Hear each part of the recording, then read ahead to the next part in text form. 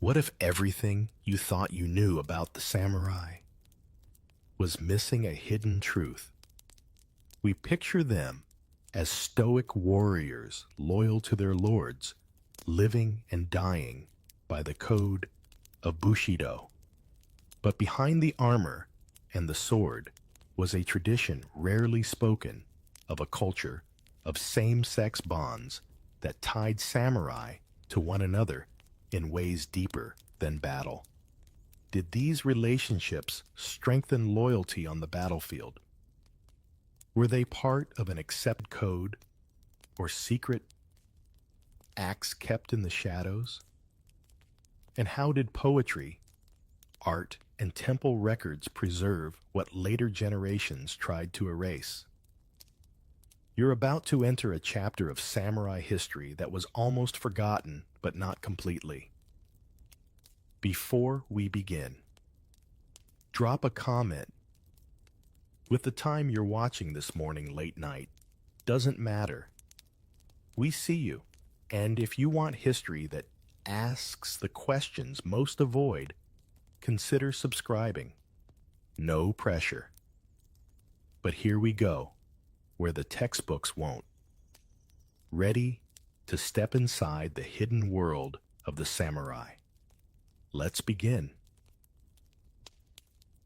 What if the legendary samurai, those men of iron discipline and razor-sharp blades, carried with them not just stories of war, but stories of love that history often refused to tell?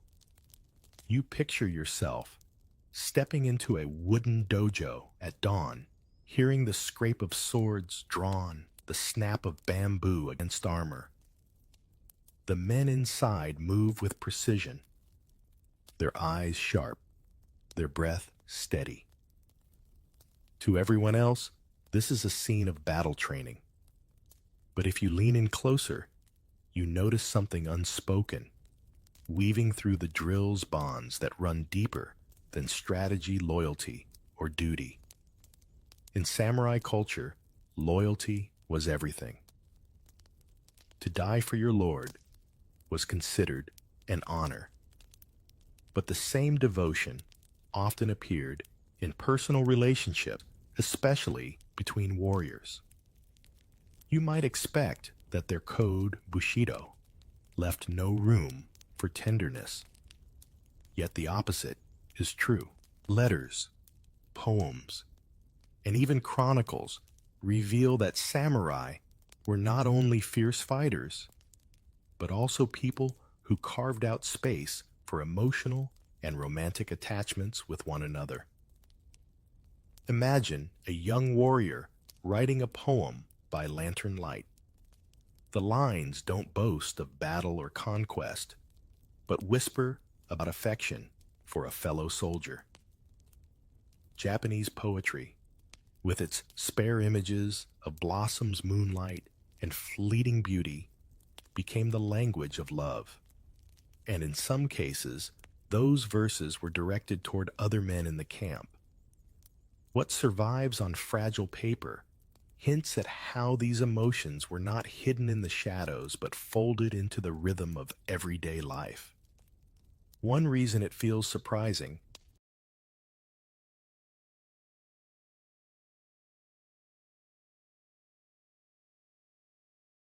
is that we often picture warriors as hardened, unfeeling. Yet real life rarely matches the stereotype. Think of a modern soldier today who carries a photograph of a loved one in his pocket. The battlefield does not erase the human need for connection, it magnifies it. For samurai, the sword and the heart coexisted, even if later historians preferred to polish one side of the story and ignore the other. And there's another layer: trust. In a world where betrayal meant death, sharing intimacy with another warrior wasn't just about desire. It was about building a bond strong enough to survive chaos. Some chronicles mention pairs of warriors who fought side by side with a loyalty sharpened by their personal attachment. Can you imagine the difference it made, knowing the person guarding your back was not just an ally, but someone bound to you by something deeper. Of course, these relationships weren't always equal. Status mattered, as it did in every part of Japanese society. Older samurai sometimes guided younger ones, teaching them not just martial skills, but also cultural and emotional lessons. To us, that might sound complicated, but to them, it was part of a system that tied mentorship, discipline, and intimacy together. When you think of a samurai standing tall in armor, what do you picture? Stern-faced sword at the ready, unshakable focus now. Add the unseen private lines of verse, exchanged in secret gentle gestures, hidden behind the clang of steel, a promise whispered before marching into danger. The history of the samurai was never just written in blood and iron. It was also written in moments of affection that the official stories tried to scrub away. You step away from the clashing swords and notice something quieter shaping the world around the samurai. It has a name, Nanshoku, literally male colors. The term might sound poetic, but in medieval Japan, it described real relationships between men, and it was written about so openly that no one thought of it as scandalous. You find it in Buddhist texts, in warrior tales, and later in plays and novels. Instead of hiding it in whispers, Japanese society often treated it as just another form of human bond. Samurai were not separate from this. In fact, they helped shape how it was practiced. And if you want proof that this wasn't just theory, you only need to look at some of Japan's most famous names. Take Oda Nobunaga, the warlord who nearly unified the country in the 16th century. Beside him was Mori Ranmaru, a young attendant known for his loyalty, refinement, and devotion. Chronicles describe how Ranmaru was not only Nobunaga's aide in battle, but also his intimate companion. When Nobunaga met his end at the temple of Honnoji, Ranmaru chose to die alongside him. Was it duty? Was it love? Maybe both. But the bond was so strong that history still remembers their names together. Nanshoku wasn't invented by Nobunaga, of course. Earlier lords such as Takeda Shingen also had close male companions recorded in letters and accounts. These weren't treated as shameful secrets. They were noted in the same way as marriages or alliances. And then there was Ihara Saikaku, a writer in the 17th century who published Nanshoku Okagami, the great mirror of male love. His book collected dozens of tales about samurai and monks, showing just how normal and widespread these relationships were. Imagine if today a best-selling author openly published story after story about same-sex couples in the military. It gives you a sense of how much visibility Nanshoku had. But Nanshoku wasn't without rules. Usually, the bond paired an older, experienced warrior with a younger one. The younger partner, called the wakashu, was expected to show respect and devotion, while the elder provided guidance, protection, and status. If either failed, if the elder betrayed trust, or if the younger was careless with loyalty, critics would call the relationship dishonorable. It wasn't judged by the love itself, but by how well both sides lived up to the samurai's ideals of loyalty and discipline. You can think of it a bit like mentorship today. A senior figure takes on a younger apprentice, guiding them in skills and values.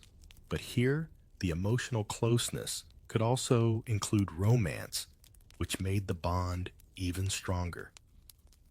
In a time when betrayal could mean death on the battlefield, having someone who trusted you fully both as a warrior and as a partner, was a powerful thing.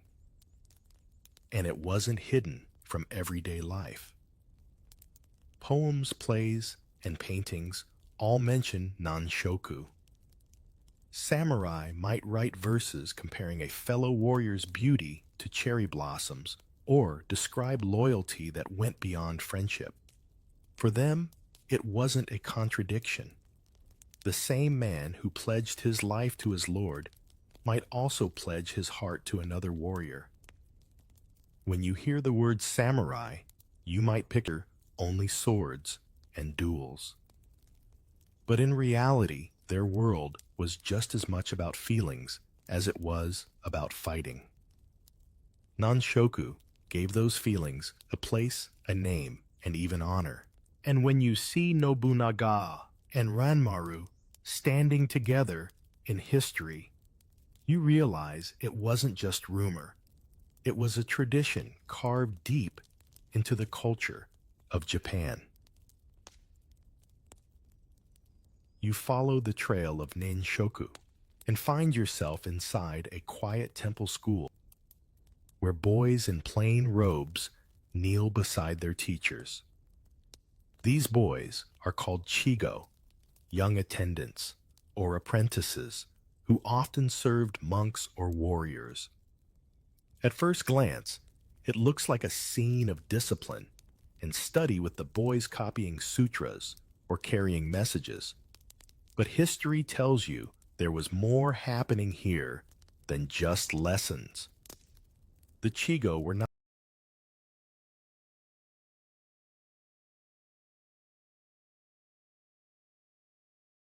only students. They often formed close bonds with their patrons, monks, lords, or samurai who guided them. These relationships mixed education, mentorship, and at times, intimacy. That might sound unusual to modern ears, but in medieval Japan, it was woven into the system itself. The idea was that affection and loyalty helped shape the boy's character, preparing him for adulthood and the strict world of the warrior. Writings from the time describe how such bonds could be praised as noble if handled with respect. Loyalty was the key word. If the older patron betrayed the trust, or if the younger apprentice was careless with devotion, the relationship would be criticized. But when it worked, people admired it for teaching discipline and deepening bonds. The logic was simple. How can you be trusted with the life of another man in battle if you can't be trusted in matters of the heart? One of the most famous accounts comes from warrior tales that describe pairs of samurai and their chigo companions going into battle together. The elder promised to protect the younger, promised to stay loyal. Sometimes the stories end tragically, with both dying side by side. Far from being mocked, those tales were told as examples of courage and fidelity. If you want a real example, think again of Mori Ranmaru, who began his service to Oda Nobunaga as a youth. He wasn't only Nobunaga's attendant in political affairs, he also embodied the ideal of the doted chigo. His refinement, his loyalty, and his choice to die with Nobunaga were celebrated as the perfect expression of the code. Chronicles didn't erase that relationship, they recorded it. At the same time, not everyone admired the system. Some critics accused it of being indulgent or corrupt, especially when older patrons abused the trust of their chigo. Literature of the period sometimes satirized lords who flaunted their relationships too openly. It shows you that even in a culture where nanshoku was recognized, people still argued over where to draw the line.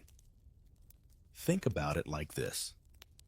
Even today, we debate what's appropriate in mentor-apprentice or teacher-student relationships, where boundaries should be and how power should be handled responsibly. Medieval Japan wasn't so different. They wrestled with the same questions, though, framed inside their own customs. You look at the walls of a temple hall and imagine the quiet scratch of brushes, the murmurs of prayers, and behind it all, the personal dramas, admiration, longing, loyalty that don't appear in the official records. These boys grew into men who carried both the discipline of training and the memory of those bonds, stepping into the world of swords, with hearts already marked by personal histories that never made it into the grand epics. What if I told you that in samurai Japan, love was not only spoken, but drawn, painted, and even mass-produced for eager eyes? You picture yourself unrolling an old scroll, the paper crackling faintly, only to reveal scenes that feel startlingly open. Men embracing warriors in intimate poses, all carefully inked with the same skill, used to paint landscapes or flowers. This was shunga, the erotic art of Japan, and it didn't shy away from same-sex love.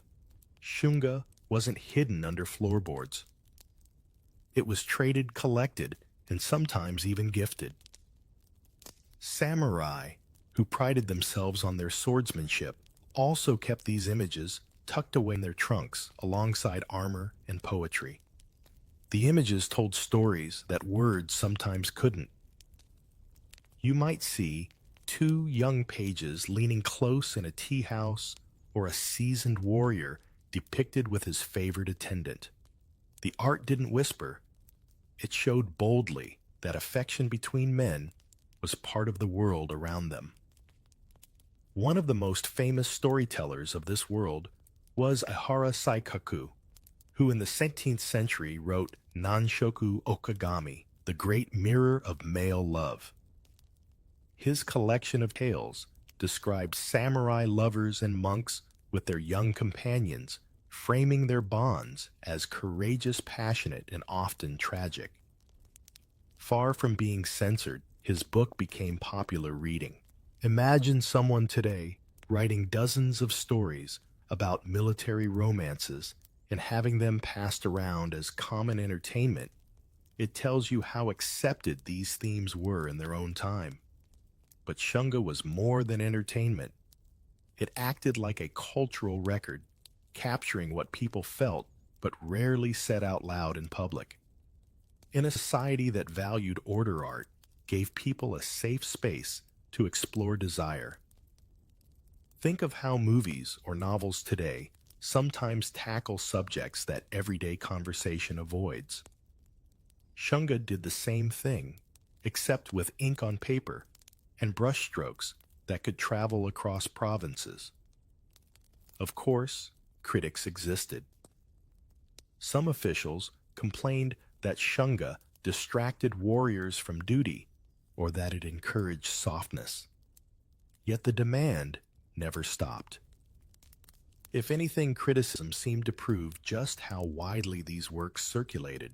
The art survived precisely because it meant something to the people who kept it close, something worth the risk of being caught, with images that authorities grumbled about, but could never fully suppress. And in those delicate lines and bold scenes, you see how samurai society handled contradictions. The same man who pledged his life to Bushido could also be the same man who treasured a print of two men in an embrace. It wasn't a contradiction for him, it was simply another side of human life. The sword, the brush, and the heart were all part of the same person. So when you roll that scroll back up and imagine slipping it into a lacquered chest, you realize that art didn't just decorate samurai rooms. It preserved the proof that desire was not whispered in shadows, but brushed into color, left to survive for centuries, waiting for someone like you to find it. You walk away from the painted scrolls and hear the faint echo of temple bells. The sound draws you into the world of monks and meditation. Swords were set aside and silence ruled. But here, too, the story of love between men is written quietly into the fabric of life. Temples weren't only centers of religion, they were also schools, libraries, and training grounds. Many young boys entered as acolytes, learning to read, chant, and serve. And in that environment, bonds between monks and their attendants became part of daily rhythm. Buddhist writings from medieval Japan didn't shy away from describing these relationships. Some monks argued that the affection between teacher and disciple could help strengthen discipline and loyalty. The idea was that if a boy devoted himself fully to his mentor, he would also grow into a man who understood devotion to the Dharma. In practice, that devotion often blurred into intimacy. The influence of Zen made this even more interesting. Zen prized discipline, self-control, and the stripping away of illusions. Yet in Zen monasteries, stories of affection between monks and their disciples circulated widely. Some even claimed that such bonds sharpened the mind, giving focus and inspiration to meditation.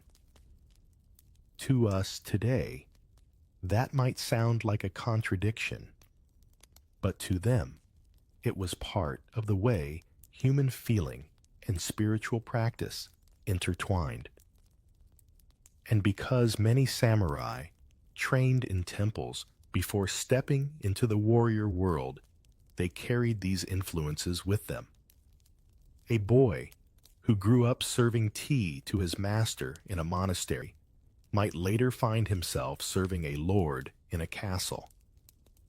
The habits of loyalty and closeness learned in one setting easily carried into the other.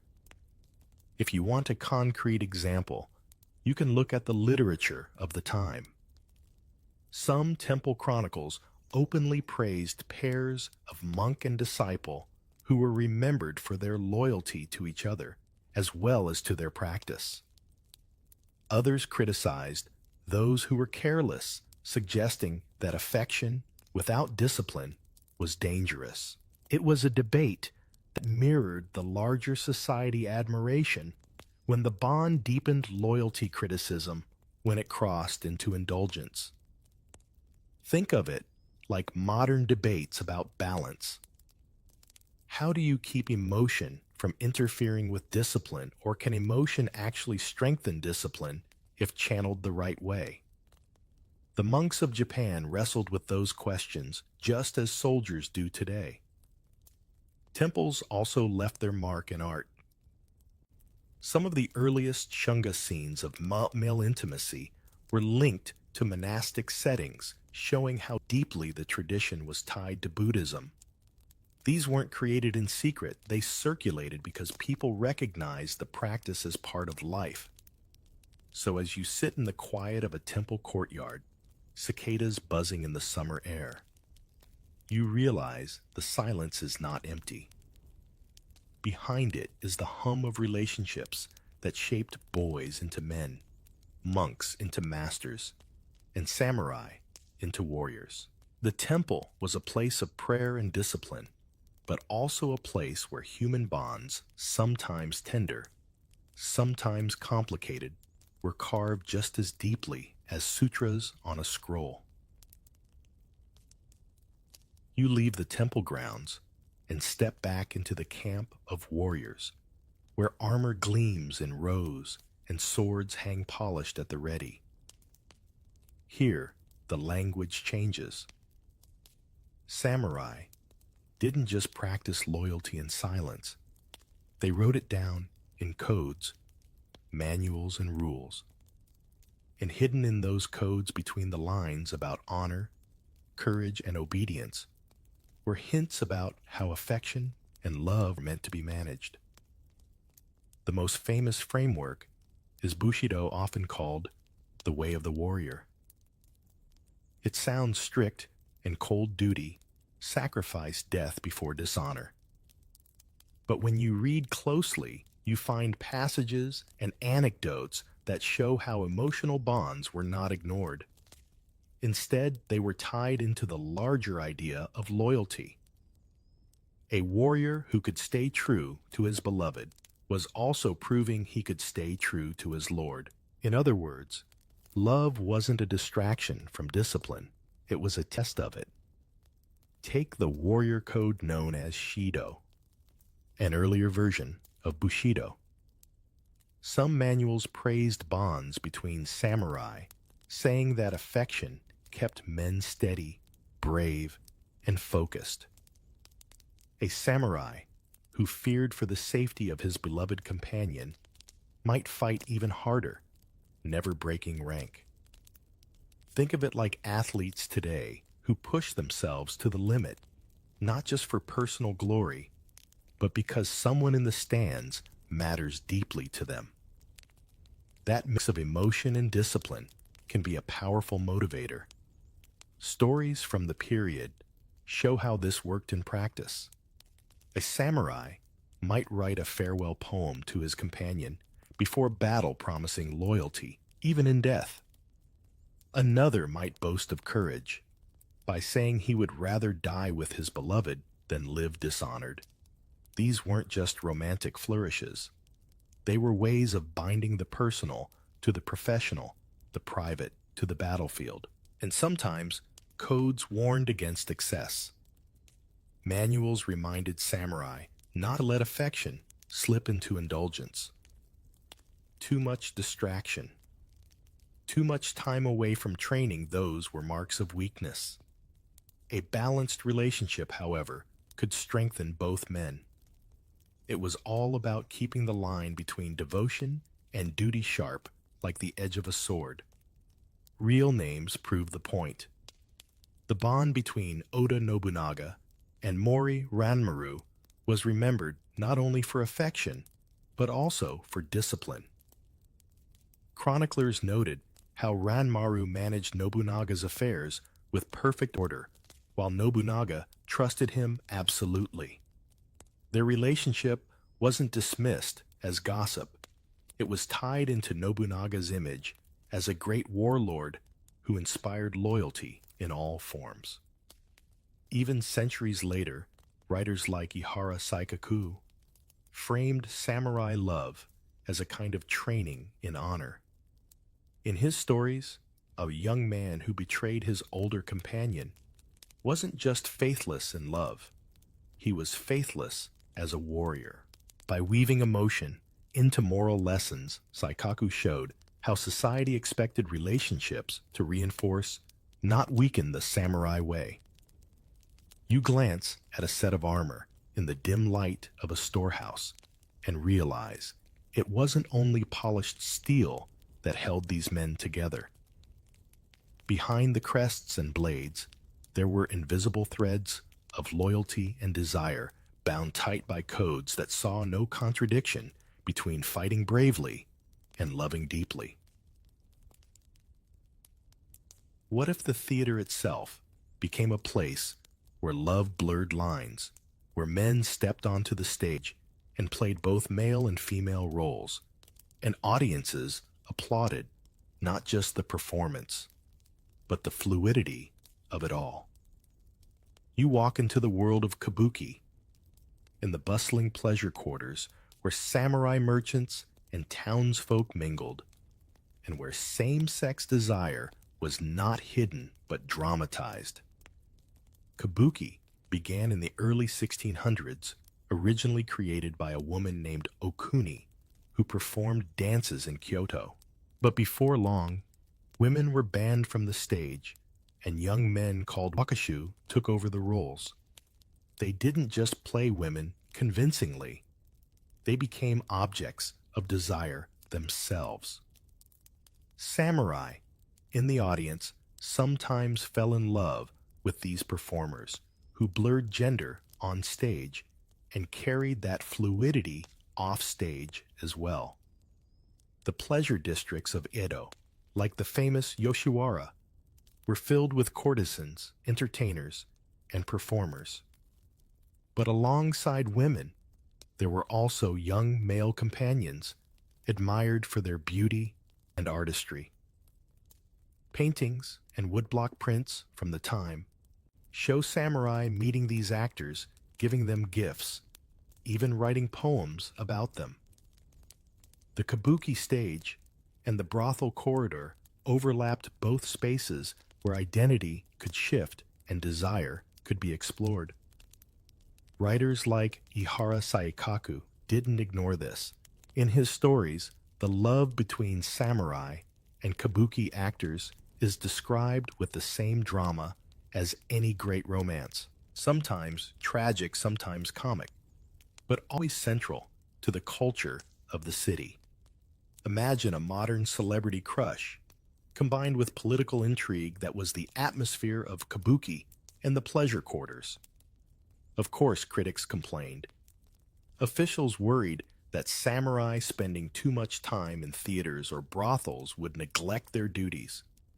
Some even tried to regulate or ban certain practices, but the demand never stopped.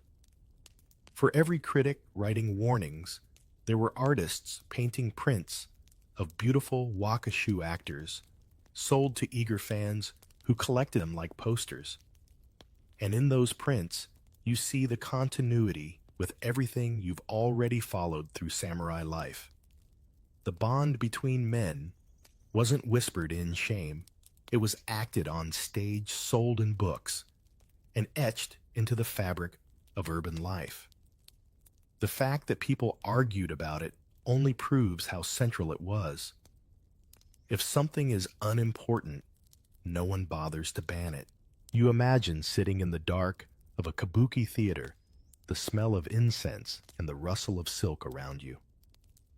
The actor steps into the light, his movements graceful, his makeup dazzling, his voice trained to slip between registers. The audience sighs. In that moment, gender becomes performance. Love becomes performance. And the samurai in the crowd doesn't care whether he is watching a man or a woman. He cares about beauty devotion and the thrill of desire played out under the lanterns. You step back from the bright lanterns of the kabuki stage and listen for the other voices, the ones that weren't cheering. Not everyone in Japan celebrated nanshoku, or the world of samurai bonds. From time to time, poets, scholars, and officials pushed back, arguing that such relationships distracted warriors from discipline, weakened society, or strayed from what they considered proper. These criticisms never erase the tradition, but they remind you that debate always surrounded it. Some Confucian scholars who valued strict hierarchy and family order frowned on relationships that didn't lead to children. They warned that too much indulgence in male-male love might disrupt duty to clan and household. Their writings urged samurai to remember their primary responsibility was to produce heirs and serve their lords. To them, poetry about blossoms and moonlight wasn't noble. It was frivolous. Even within Buddhism, where nanshoku had deep roots, reformers occasionally tried to stamp it out. A few temple rules specifically forbade intimacy between monks and their attendants, calling it a distraction from meditation. Yet the very need to write those rules shows how common the practice was. It's like posting a "do not touch" sign. You only bother if people keep reaching for the object anyway. Literary critics also had their say. By the late Edo period, some authors mocked samurai who openly flaunted their young companions, portraying them as foolish or vain. Satirical plays joked about older lords chasing actors or apprentices, warning audiences not to take loyalty and affection too far. And yet the fact that it appeared in satire proves again how deeply it had seeped into daily life. If people are making fun of it, it means everyone recognizes it. One striking example comes from the Tokugawa shogunate, which occasionally issued moral edicts to curb what they saw as excess in theaters and pleasure quarters. Officials worried that kabuki, with its beautiful young actors, was drawing samurai away from their posts. They demanded stricter separation of classes and more regulation of entertainment. But the rules rarely stuck. The audience's appetite was too strong, and the actors too beloved. Think about how modern societies also argue over culture. When music films, or even fashion, challenge old values, critics write columns warning of decline. The arguments repeat across centuries. What counts as too much? What should be controlled? What should be left free? In Japan, the push to restrain nanshoku followed the same pattern. Anxious reformers tried to draw boundaries, but human affection slipped past them. As you walk through the quiet corridors of history, you can almost hear the whispers of those critics' stern voices scribbling rules into scrolls. But the louder voices belong to the people who kept carving, painting, writing, and living their bonds anyway. The resistance was real, but so was the persistence of love. You notice the tone of history shifting, like the sound of a shamisen string pulled too tight. For centuries, samurai bonds and nanshoku were written into poems, plays, and chronicles without shame. But then came the Meiji era in the late 19th century, and suddenly the air grew colder. Japan, eager to present itself as modern to Western powers, began reshaping its laws and morals to fit imported ideas. And in that process, centuries of open acknowledgement were swept under the rug. The Meiji government wanted recognition from Europe, especially after centuries of isolation. To be seen as civilized, they adopted Western legal codes and moral frameworks. Among those imports came a new view of sexuality, shaped by Victorian standards of modesty. Relationships between men, once folded naturally into samurai and monastic life, were now framed as improper. The same society that once celebrated tales of loyalty and love between warriors began censoring them. This wasn't just theory. Laws were written. In 1873, Japan briefly introduced a ban on sodomy under its new penal code, directly influenced by European models. Though the specific law didn't last long, its effect lingered. The practice became taboo, erased from public discourse. Poems once copied in schools were quietly dropped. Paintings and prints that had circulated freely were hidden away in collections. What had been part of the cultural fabric was suddenly treated like a stain. Real people felt this shift. Samurai traditions themselves were already fading swords, banned feudal domains abolished. And with that collapse came the silencing of the emotional bonds tied to them. Mori Ranmaru once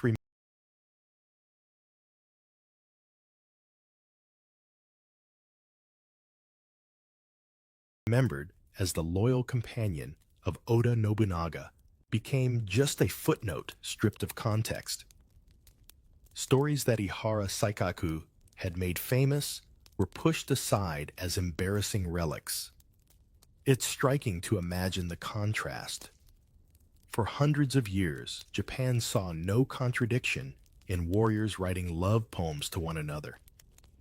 Then almost overnight, that history was rebranded as shameful under foreign influence.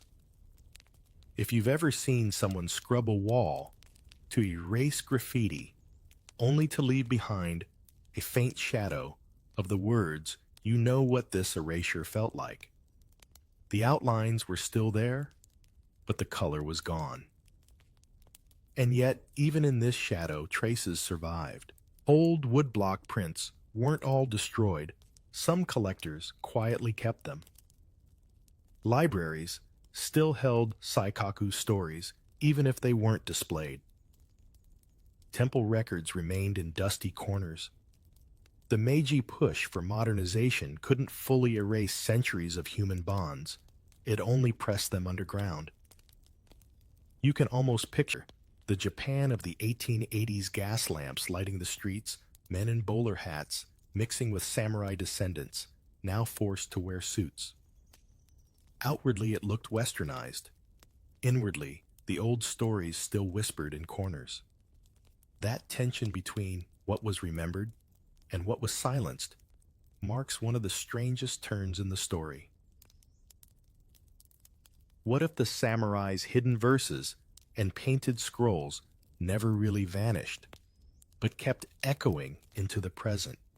You sit in modern Japan, neon lights flickering outside, bullet trains rushing past, and yet somewhere in a museum drawer lies a fragile, woodblock print of two men in an embrace, or a poem written by a warrior to his companion. The voices aren't gone. They're waiting to be heard again. Today, scholars and activists are uncovering what the Meiji era tried to erase. They point out that Japan once had centuries where same-sex love wasn't whispered in shame, but woven into daily life. Think of Ihara Saikaku's Nanshoku Okagami, once popular reading, now reprinted and studied in universities. Think of Nobunaga and Mori Ranmaru, once remembered only as lord and attendant, now recognized as something more complex, more human.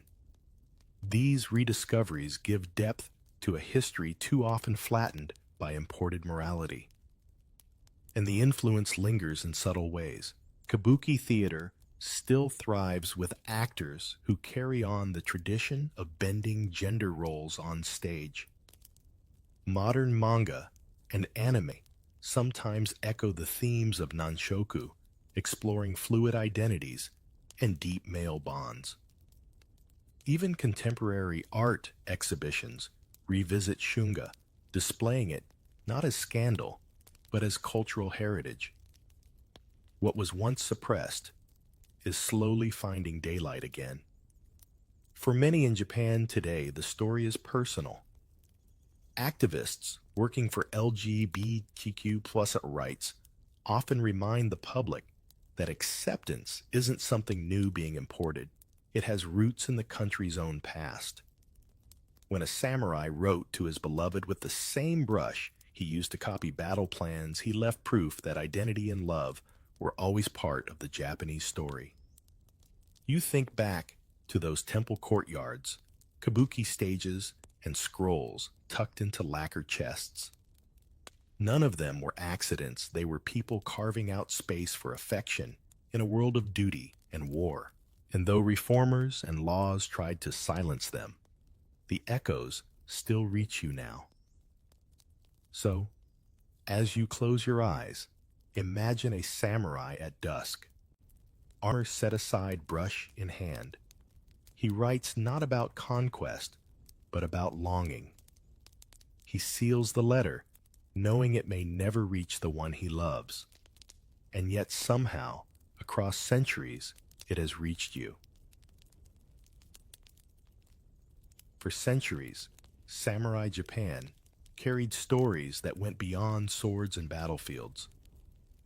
Behind the armor lay verses, paintings, and traditions like Nanshoku, where bonds between men were openly tied to loyalty, discipline, and even art. Figures like Oda Nobunaga and Mori Ranmaru remind us that honor and affection often walk side by side. Yet history later tried to erase these voices only for them to echo again today. And from those echoes, another truth emerges: the secret lives of samurai and their unyielding codes of honor. You hear it before you see it. Wooden clappers knocking in the night, echoing down the narrow lanes of Edo, like the world's most underwhelming drum solo. That's the sound of the samurai patrol making its rounds, lanterns swaying, sandals whispering against the packed dirt. You slip into their line, the straw straps cutting just a little too sharp against your bare heels, and suddenly you're part of a scene that would look oddly familiar to anyone who's ever walked home at 3 a.m. while the streetlights hum overhead. The difference: instead of neon buzzing, you've got oil lamps flickering in wooden frames, and instead of cops with radios, you've got sword-bearing samurai quietly humming with the weight of duty. The smell in the air is a cocktail of smoke, soy, and something you'd politely call city musk. Edo wasn't exactly famous for its sanitation, so patrols weren't just about catching thieves or putting out fires. They were about reassuring people that order still existed amid the stink and shadows. Imagine the comfort of hearing clogs and armor plates creak outside your paper-thin walls. It's like knowing there's a night guard at the mall, except this one could slice a charging horse in half, at least according to the legends. Do you believe those stories, or do you suspect the samurai enjoyed exaggerating just a bit over their sake cups? You keep pace, noticing how the patrol rarely talks. Silence itself is part of the performance. These men are symbols as much as they are guards. The armor gleams faintly, even in the dim glow, their hair tied in top knots, that silhouette like antennae tuned to every whisper. And yet, if you look closely, you notice tired eyes and stiff shoulders. Some of these samurai are bored. Some are hungry. A few might be calculating how much rice stipend is left at home. Honor has a sound, yes, but it also has a price tag. You wouldn't expect budgeting to be part of Bushido, but here it is, baked into every slow step. Lantern light paints strange shadows on the wooden shop fronts, the sliding shutters closed tight. You pass a sake house that smells more alive than it looks, drunken laughter rattling through bamboo walls, someone singing off key. The patrol pretends not to hear, which is a kind of discipline in itself. Samurai weren't supposed to stumble in and demand free drinks, at least not while on duty. Yet history tells us plenty did. The strictness of the code was often balanced by the very human urge to bend it.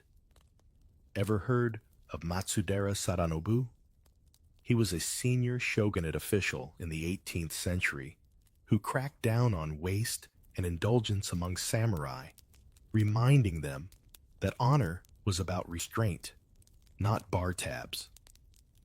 You can almost feel his ghost shaking his head as you walk past this rowdy corner. The streets here are so dark that your own shadow feels like it's sneaking up behind you. No street lamps, no glow of phone screens, just lanterns held high. You realize how fragile safety feels.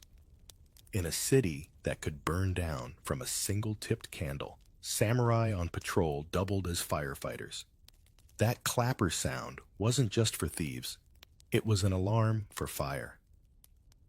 Imagine the panic when a watchman's cry ripped through the night, Kaji da fire. In a heartbeat, samurai turned from silent symbols to frantic bucket passers, sprinting toward flames with a courage that had nothing to do with duels. Honor wasn't just measured in how you fought, but how quickly you threw water on your neighbor's burning roof. One samurai in the group coughs, tugging at his collar. You notice the weight of his swords. Two of them, always two. The daisho set long and short, gleaming under cloth wrappings. To wear both wasn't just a fashion choice. It was the badge of his class. You might imagine it as the samurai version of a badge and sidearms, something that marked you instantly. And yes, there were strict rules about how to carry them, how to place them in front of you when sitting down. Even here, strolling through alleys, the swords are not just tools of violence, but reminders of identity. You might wonder, do they feel comforting?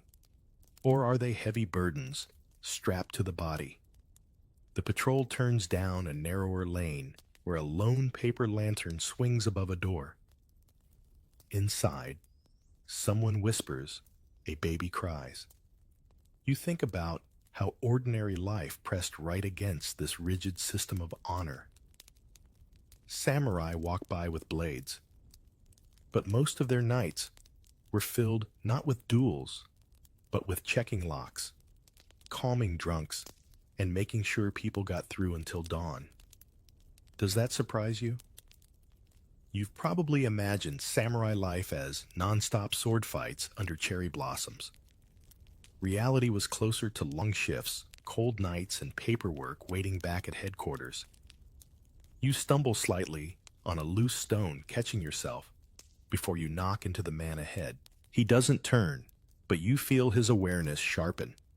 Samurai were trained to read the world in tiny shifts, the scrape of a shoe, the tremor of a voice.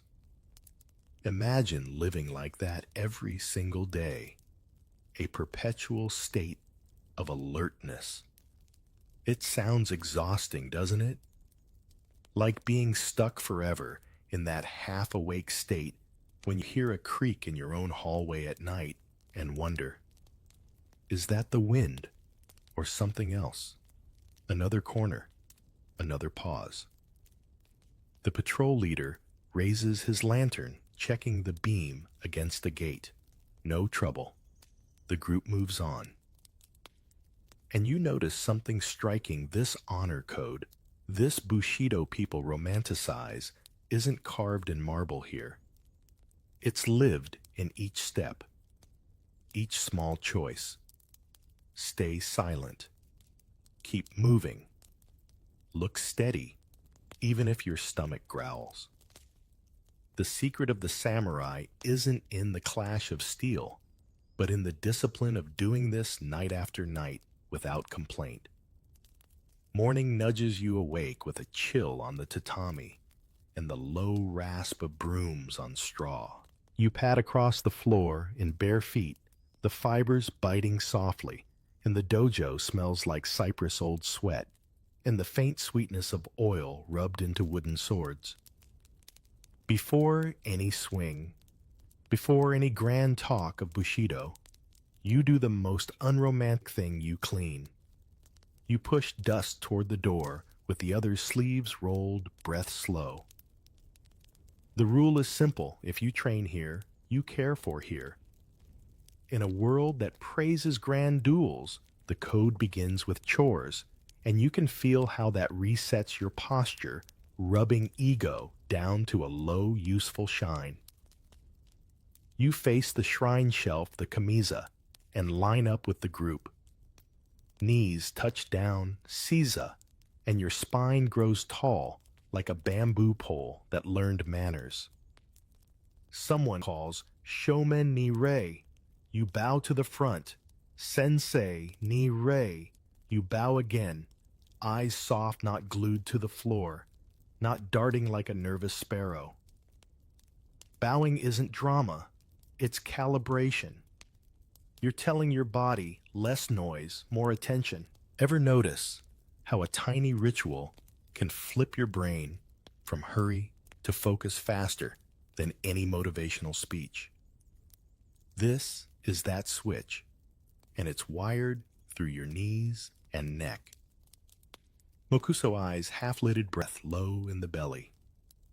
You listen for the sound that isn't there, the wooden clappers of last night's patrol. Instead, You hear your own heartbeat, calm to a metronome. 10, 20, perhaps 30 breaths, and a stillness spreads that feels like black ink cooling on paper. When the clap comes, this time from the instructor's hands, you open your eyes, and the room looks sharper. It's not mysticism. It's a reset button disguised as quiet. Kihon, first fundamentals. You pick up a bakken, the wooden stand-in for a sword, and it's heavier than it looks, with a grain that catches the palm, just enough to remind you where pressure should live. Hands slide to the suka, with a Goldilocks grip, not too tight, not too loose. Wrists unlocked, elbows, soft shoulders down.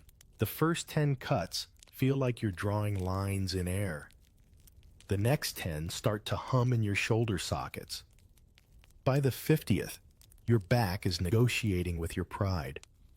The rhythm is hypnotic step cut exhale. Step cut exhale. 1,000 versions of the same note until suddenly the note begins to sing. Your teacher drifts behind like a sober ghost. He nudges your right thumb. A hair's breadth taps the outside of your knee with the flat of his fan. Says almost nothing. The smaller the correction, the bigger the change. You realize a code isn't learned by memorizing rules, but by moving through tiny, precise constraints until habit replaces debate. Have you ever adjusted a camera lens a fraction and the whole world popped into focus? That etiquette threads through everything. When you sit, your sword lies where it's hardest to grab in a hurry. A subtle promise you're not here to start trouble. When you pass someone, your blade side stays away. When you kneel to tie your hakama, you angle your body so no one sees you huff and puff. It's not fake. It's considerate. The dojo is a world where people trust you with wood that could crack ribs and steel that can end stories. Politeness is protective gear you can wear all day. Kata necks the codified duet with an invisible partner. You raise the bakken step forward and carve the air along a script older than your great-grandparents' great-grandparents. The moves travel like remembered lyrics, draw, cut, control. Recover, each linked to a slice of battlefield wisdom. The room fills with quiet footfalls and the soft thud of swords meeting padded targets. Your breath syncs with the steps, and almost against your will you begin to smile. Repetition gets a bad reputation, but in a dojo, it's the map from clumsy to clean. Across the room, 2 senior students take up spears' long leaf-shaped heads stitched in cloth sojutsu. They move like a call and response choir, one thrusting high, the other parrying low hands sliding on the shaft in a rhythm that looks like rowing a boat through vast water. A few tatami mats away, a pair, in short swords, work the close-knit grammar of jujutsu throws, locks, controlled pins. It's not a menu of cool tricks. It's one language with many dialects, and you're learning to order more than tea. A whispered name surfaces as you drill Yagyu Munenori, fencing master to the shogun who wrote about killing the spirit of confusion rather than the person in front of you. You imagine his fan tapping your wrist as he murmurs that the best cut is the one you never have to make. The idea sounds lofty until you feel it land in your forearm. Good posture discourages bad decisions. Better alignment equals fewer accidents. The abstract turns practical as soon as a partner's wooden tip stops an inch from your throat and you realize your chin had drifted up proud and silly. You switch to I, the draw-cut return of the sword from the scabbard. Kneel, tilt, slide, flash, and the blade would be out if it were real. Nuki tsuke, that decisive first cut. Then nodo, the quiet resheathing that's like threading a needle without looking. Every stage demands attention. Do you rush the draw and skip the angle? The imaginary opponent survives to scold you later. Do you fumble the return and nick the scabbard? In real life, you just paid money to ruin your own property. Very motivating. The slow parts teach more than the fast ones, and that's annoying until it's comforting. Senpai Kohai. Older and younger students organize the room's gravity. A senpai doesn't bark. He demonstrates. A kohai doesn't pout. She copies and asks clean questions. If you nail a sequence, you get a nod no one else sees. If you mess up royally, you get the same nod with a tiny extra pause, and somehow it feels like a second chance wrapped in a warning. You learn that hierarchy can be a soft ladder, not a boot. How different would office life be if promotions came with quiet responsibility instead of louder chairs mid-morning slides in? The door stands open, light scoring the dust like floating rice husks. You swap the boken for a shinai bamboo slats bound together for partnered drills with more speed. The protective gear, in some schools, looks like a cross between a knight's visor and a beekeeper's dream. And when the call comes, men for a head strike, you move in with a shout that empties your lungs of hesitation. Timing beats power. Posture beats flail. When you do it right, the bamboo whispers a good note. When you do it wrong, it coughs. Between rounds, you practice reiho, the choreography of respect. You approach bow at the right depth for the relationship, not too shallow, not too theatrical. You present the blade angle so the other person doesn't feel hunted. Words or small gestures are clear. The code isn't trying to turn you into a statue. It's trying to keep every interaction safer than it looks. Would road rage exist if every car had to bow before merging? It's a ridiculous thought until you imagine traffic moving with the same give and take you feel here. You drink water that tastes faintly of wood from the ladle and stretch the calves that pretended they weren't on fire. Someone's knuckles are purpling. Someone else smiles through a split lip that isn't heroic, just instructive.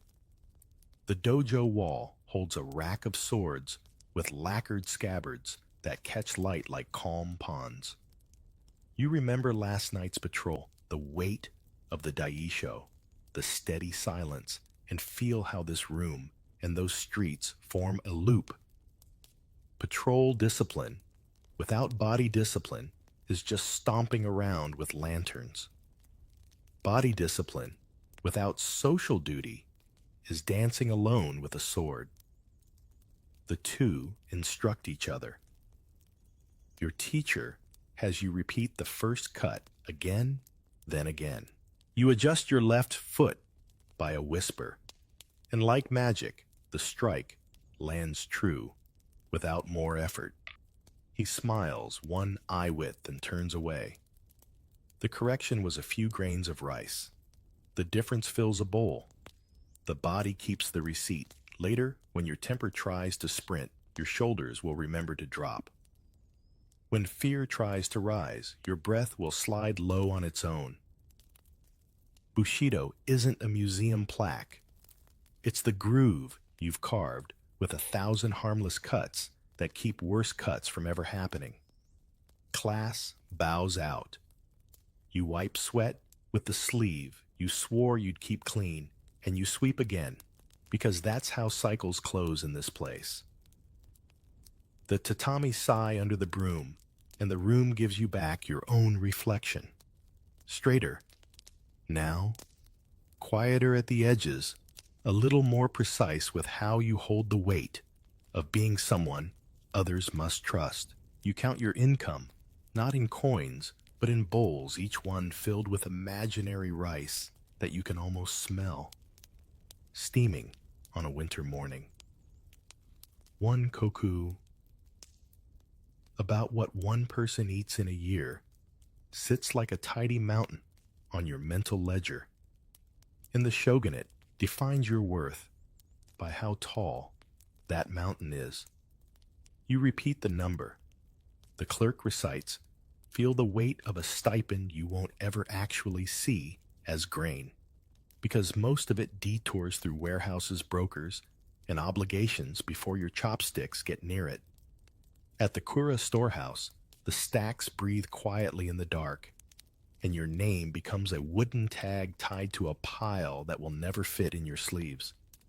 You sign bow and step back, as rice brokers take over their abacuses, rattling like cicadas as they turn your koku into cash at a rate that changes with rumors weather. And whether a daimyo just threw a too fancy procession on the highway, the brokers talk Osaka prices, dojima, exchange, futures contracts, clever enough to make your head tilt, and you nod as if all this arithmetic is just another kata. You watch a man in plain cotton make the largest moves in the room, and it's not a samurai. It's a merchant whose pens can lift or drop your week. In another age, swords decided things.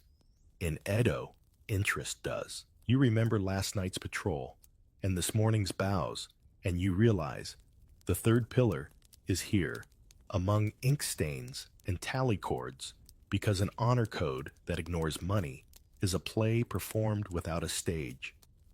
Your stipend arrives with strings, and the first ones are family retainers, and the constant nibble of house repairs.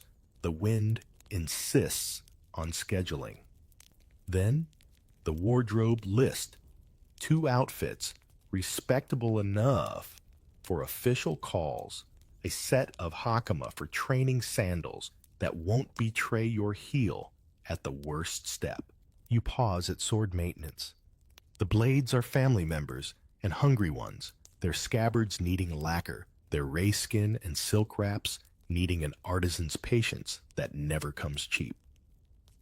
In the sword district, you haggle without looking like you're haggling, because the performance of politeness is part of the price. A fittings maker lays out tsuba guard plates like small moons, iron etched with waves. Cranes, or that discreet clan emblem you can afford this year. You weigh a cheaper iron piece against a shakudo alloy that drinks light like ink, and you feel the tug of both prudence and pride while your thumb tests the edge of craft more than the edge of war. You remember hearing that Miyamoto Musashi carved his own wooden practice swords, painted, sketched, and accepted patronage that paid partly in quiet rooms to think. The story settles into your budgeting as a permission slip. A warrior does art because art is how a warrior keeps his balance. You look back at your dwindling purse and pick the practical tsuba, promising yourself the nicer one when next year's rice doesn't drown in roof leaks. Your domain posts notices about frugality, and you've seen versions of these sermons before.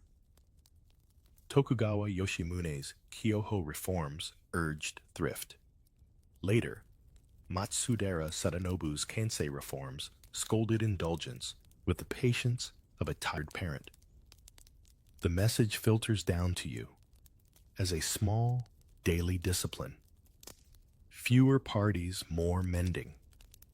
Make that tea bowl last. Through one more season, keep the lantern oil to the safe line instead of the showy line. You line up your incoming koku against outgoing obligations and feel the math pinch in a place the dojo never warned you about. Sanken Kotai, the daimyo's alternate attendance in Edo, looks dramatic on the road with banners and palanquins, but someone pays for every footstep, and that someone is the ledger that trickles into your pocket.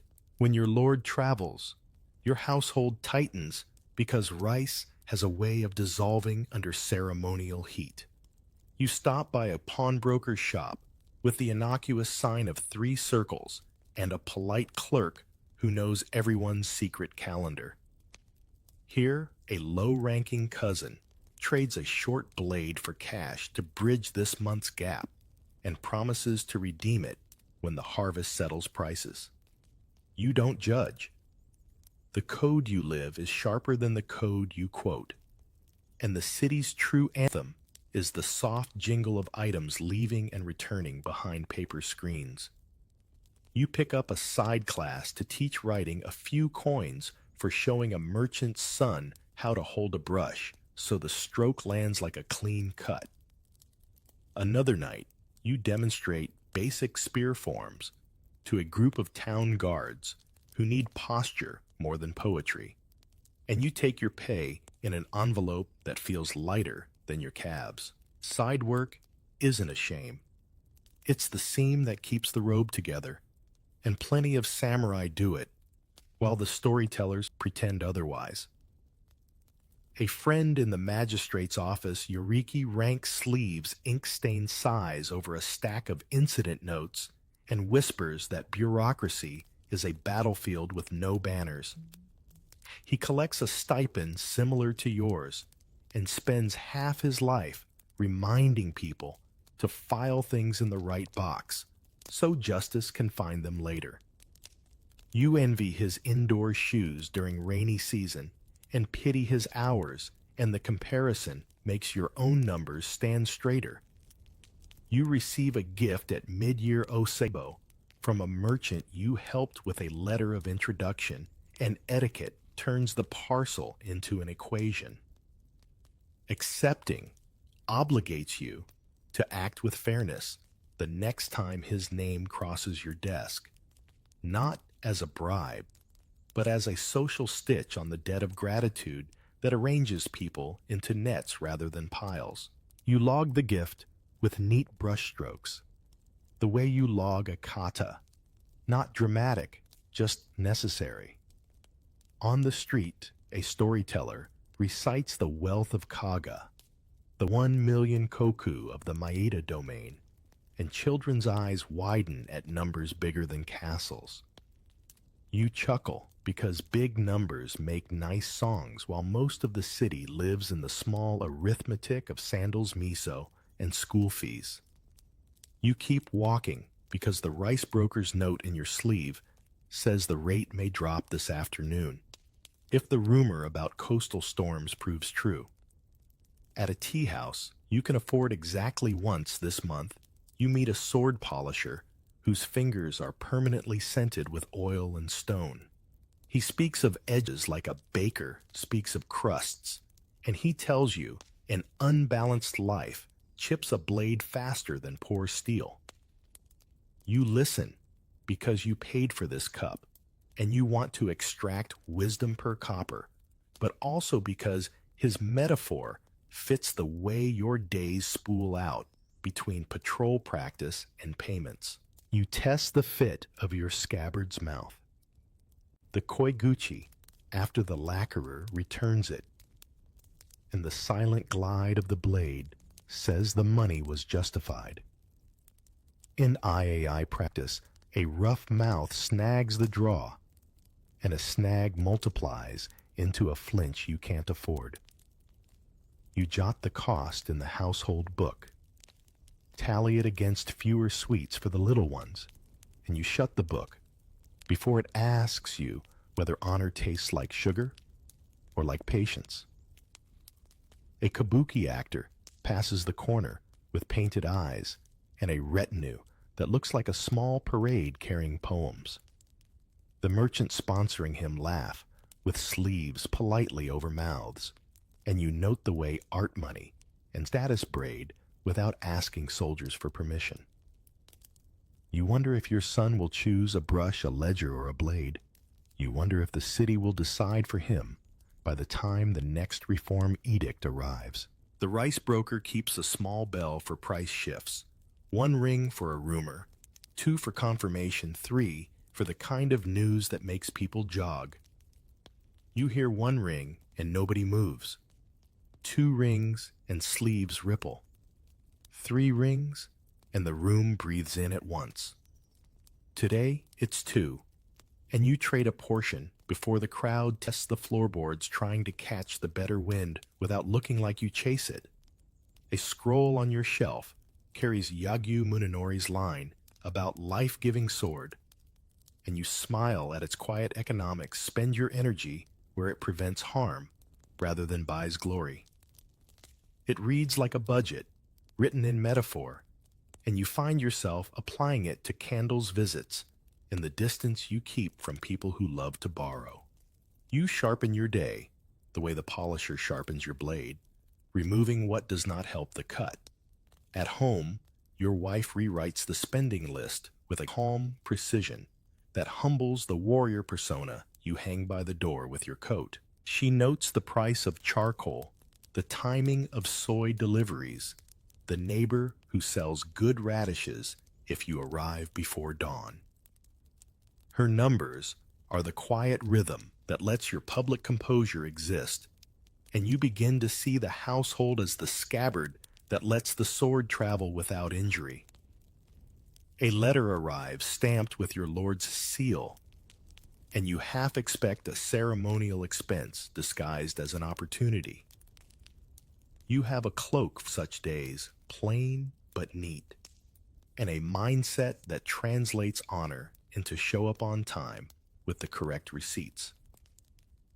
You slip the letter into your sleeve near the rice broker's chit. 2 papers that smell faintly of different kinds of power, and you walk toward evening with the sense that tonight's patrol will feel steadier because the ledger for now balances. Your hands calm first, then your breath, as the tea room asks you to become smaller than your worries. The entrance is low by design, so you slide in on your knees and leave rank quarrels and street noise outside like muddy sandals at the threshold. The straw tatami presses a hush into your skin. Lantern light falls like warm rain on the lacquered ladle, and even your shoulders. Those stubborn guards drop their spears and stand easy. The room says almost nothing, and somehow tells you everything. A hanging scroll holds 1 spare character that feels like a gentle finger to your lips. The flower arrangement is not a bouquet, more a single syllable set upright in a rustic vase. You catch yourself correcting your posture as if the camellia might be keeping attendance. You've spent nights keeping order with clappers and steel. Here, order keeps you with paper walls and steam.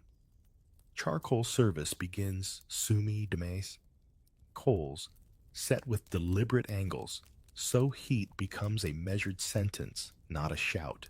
The host folds a fukusa silk square, with the kind of geometry you secretly wish your accounts had, each crease meeting without argument. The whisk, chasten, rests like a curled fern.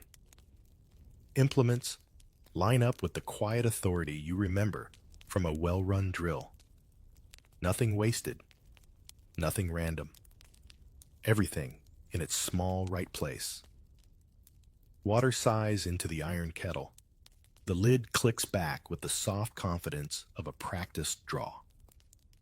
You think of Takun Soho, the Zen monk, who advised swordsmen to keep the mind unfettered, not stuck to fear, not glued to pride. The steam lifts, and you find your gaze doing exactly what he recommended, noticing, then moving on. The bowl arrives with 2 hands, always 2, and you receive it like a favor you did not deserve, but will try to be worthy of turning it a quarter so the honored side faces away. Etiquette isn't a prison here. It's a handrail. You whisk, froth, gathers like a small weather system and your forearms remember the dojo's rhythm pressure from the wrists, not the shoulders, speed from the fingers, not the jaw. You call this training wheels for presence, but that would be rude in a room this patient. You take a sip. The taste lands between bitter and green, not fighting you, simply insisting that you show up. You do, and the world gets larger inside a bowl the size of your palm. It strikes you how much of a samurai's calm is an environmental decision. The tea room is tiny, 2-4, maybe 6 tatami, but it expands you by shrinking everything else. The garden path you walked in on the roji, the dew path, already did half the work with stepping stones forcing shorter strides and softer eyes. In another life, you might call this UX design. Here, it is hospitality that shepherds your nerves toward a gate only stillness can open. Sen no Rikyu's shadow is here, too. The tea master, who pared beauty down until pride couldn't find a perch. He preferred a rough tea bowl with one sincere curve over a glittering trophy cup that begged for compliments. You're beginning to see why. A warrior spends so many hours seeing threats, angles exits, that he must also practice seeing less. Just this bowl, this steam, this breath that loosens the knot between ribs. Do you notice your jaw unclench? It's like discovering a room inside a room. It's easy to treat tea as decoration, like a screensaver for nerves, but your body understands the deeper contract. Bushido, without a brake pedal, is just a handsome collision. This space supplies the pedal. You hear faint traffic of the neighborhood beyond the paper vendors, a laugh, the wooden thock of a distant pestle, and each sound seems politely filtered through the kettle. In the dojo, you learned that a clean cut starts in the feet. Here, you learn that a clean decision starts in a quiet bowl. The host places sweets, higashi, beside you, pressed sugar shapes that dissolve like rehearsal for goodbyes. You time the bite before the tea, so bitter and sweet negotiate rather than fight a lesson your tongue files under conflict resolution. If only street disputes arrived sugar-dusted and scheduled. Still, you store the principle balance first, verdict second. Conversation is sparse and good-humored. A guest mentions a temple bell that cracked last winter. Someone wonders if the frost found the bell's hidden seam. You think of your own seams impatience at the market queue, the way a careless word can rattle a whole morning, and you feel a decision settle sand to the seam. Not by force, by routine, by more visits to this tiny republic of measured gestures where nobody raises a voice and everything speaks plainly. You remember Yagyu Munenori's life-giving sword? A phrase that sounded like poetry when you first heard it in a smoky back room. Tonight, it feels like logistics. If your purpose is to prevent harm more than to cause it, then you must maintain the internal conditions where prevention is possible. Tea is not a luxury. It's maintenance, like oil on the blade. Like checking your sandals before a night patrol so the heel strap doesn't betray you at a sprint. The host refreshes coals. The kettle answers with that small, contented murmur you'd trust to babysit your worries. A breeze folds through the shoji screens, bringing the faintest scent of pine resin. The scroll's character seems to breathe with you. Zen teachers would probably clap once and call the lesson complete. You're a practical person, so you file the moment under repeatable protocols. You don't need enlightenment, you need reliability. This room is engineered reliability disguised as grace. A modern aside sneaks in If office meetings were conducted with this level of intention, would anyone need a second meeting about the first meeting? Tea ceremony doesn't ask for new rules. It asks for fewer moves done better. You glance at your hands rough from bamboo sword grip, and suddenly the whisk feels like a cousin of the shinai. Both teach you to apply force without noise. Someone asks a simple question. Have you ever watched water boil and not gotten bored and the room laughs softly? It's the kind of laughter that floats, not the kind that jabs. You watch the tiny bubbles collect and release around the kettle's edge, the way worry collects and releases around a day. The rhythm is patient. You step into it like a shallow stream. A servant slides the door open to replace an ash dish, and you notice how she keeps her steps beneath the conversation's surface like a fish moving under ripples. The discipline isn't theatrical. It prevents collisions. The thought joins your mental kit. How many accidents in alleys and offices are just bad timing with loud feet? Here, even footsteps keep to the code. Outside, a wooden clapper sounds in the distance, one tap, then two, the kind that once pulled you into a run. Tonight, it becomes part of the kettle's song. Tea doesn't erase danger. It resets your reaction speed so you choose rather than flinch. You picture taking this steadiness back onto the streets, the drunk you guide home without bruising his pride, the fire you spot as a candle's whisper, not an alarm scream, the quarrel you untie with a phrase that lands like a bow, not a shove. Before you leave, you bow to the alcove. The camellia bows back in the polite language of stems. You're not a different person than when you arrived. You're the same person tuned. You track the rosy stones with slower eyes, rejoining the world at a speed the world can survive. The night air tastes cooler, as if the city took a neat sip of its own tea. You slide the door closed and let the latch find its home with a small click that feels like a promise you might actually keep the kettle on inside even when the street clappers call you out. Keep the seam sanded. Keep the breath low. Keep the bowl simple enough that your pride can't find a chair. You step onto the lane, the lanterns glow steady in your hand, and calm travels with you, as if it had always been yours, merely waiting for you to notice. The calm you carry from the tea room takes you into rooms where promises sit heavier than armor. You kneel on tatami facing a low writing desk brush wet with black and copy a kishamon, an oath so formal it almost sounds supernatural. You write your name beneath a vow to serve, to keep secrets, to accept punishment.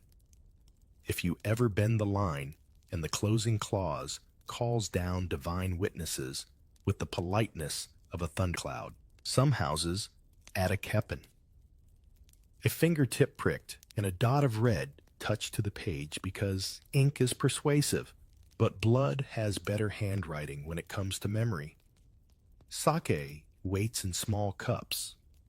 You and your counterpart, maybe a fellow retainer, maybe your junior, lift them together in a Sakazuki exchange, the slow choreography that turns colleagues into kin. The room breathes with witnesses who pretend not to listen, and the cups make a soft kiss against ceramic that sounds like a contract finding its home. People later will claim brotherhood is a feeling. In this world, it is also a protocol, and the protocol works because it gives feelings something sturdy to ride on. There is the big oath to lord and house, but the daily ones are quieter. You promise to show up to tell the truth, even when wrapped in politeness, to remove your sword when it rattles the room's trust. Mentorship sits in the middle, half oath, half education. Your senpai corrects your foot angle and in the same breath shows you how to fold shame so it fits in a sleeve instead of exploding in the yard. You, in turn, take a bright-eyed kohai fishing at dawn and sneak in a lesson about ledger pages between stories about carp. The code expands through small acts that don't need a registrar. And then there are affections, the kind that don't fit neatly on the scroll, but are carved into the life around it. In samurai circles, bonds between men often carry layers, teacher and student, elder and junior, friends walking lockstep inside the same risk.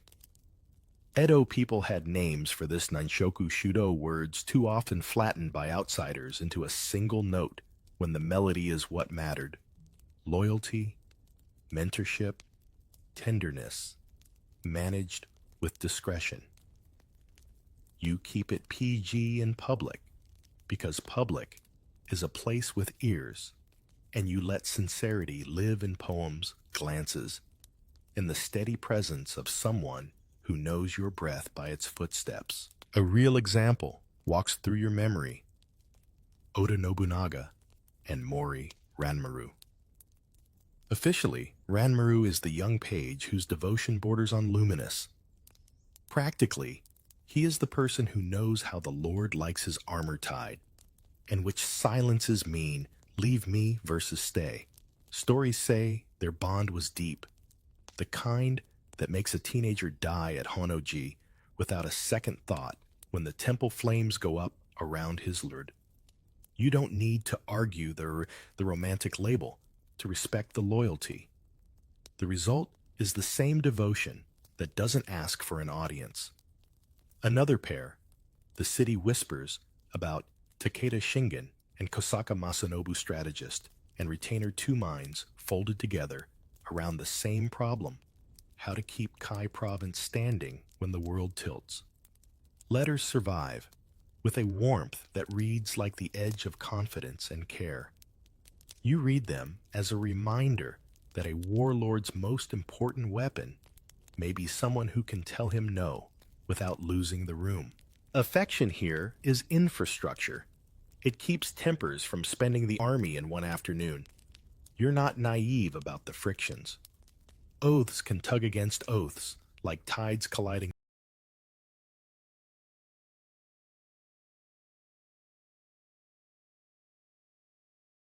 Lord versus friend. Family versus house law. Promise to mentor versus command to punish. Giri and ninjo duty and human feeling square off under your ribs more often than steel does in the alley. You recall a magistrate's assistant, sleeves inked dark, who failed to speak up for his brother-in-arms during an investigation because the paperwork demanded neutrality. He spent a year obeying perfectly and sleeping hardly at all. The code asks you to choose, and sometimes choosing is simply agreeing to carry the remainder. Discretion is its own art. You learn to speak in threads, not ropes. A friend's reputation phrase. You pull the loose ends into your sleeve rather than snapping them in public. You write a poem whose season word, snow plum tide, says more than any speech would, and you pass it folded like a small roof. In another century, people will call this reading between the lines. In yours, it's basic safety. Have you ever texted a half sentence because a full one would start a fire? Same principle. Different paper. Even the training halls make space for these layers. A Ryu grants Menkyo licenses not only for skill, but for judgment. And judgment includes how you hold another person's story. You spar with someone you care about, and your strikes become clearer rather than kinder. You respect them enough not to lie with your blade. Afterward, you wrap their bruised forearm with the competence of a field medic, and the silence between you feels like a promise not to waste each other's time. The home reinforces what the oath begins. Your wife notices you returning late and slides a second bowl of rice across without complaint, because she knows whose door you sat beside for 2 hours to keep him from making the kind of mistake that ruins 3 families. She says nothing about the lateness and everything in the way she tops up your tea. Affection is often logistics performed without a receipt. Disputes happen.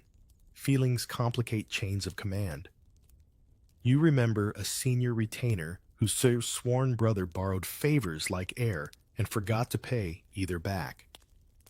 The house found out not because someone shouted, but because the ledger started to limp. The correction was household-level reassignment, not spectacle. You took notes. Loyalty is not an excuse for sloppy math. It's a reason to keep the math clean, so loyalty can survive scrutiny. When you escort a kabuki troupe through a checkpoint, you catch an Onagata male actor playing female roles, sharing a conspiratorial grin with a samurai in travel dress. You don't pry. The city runs on unspoken agreements. People are allowed to be complex as long as they are also careful. Your job is not to punish warmth, but to ensure warmth doesn't melt the rules that keep midnight from catching fire. A quieter affection lives within mentorship.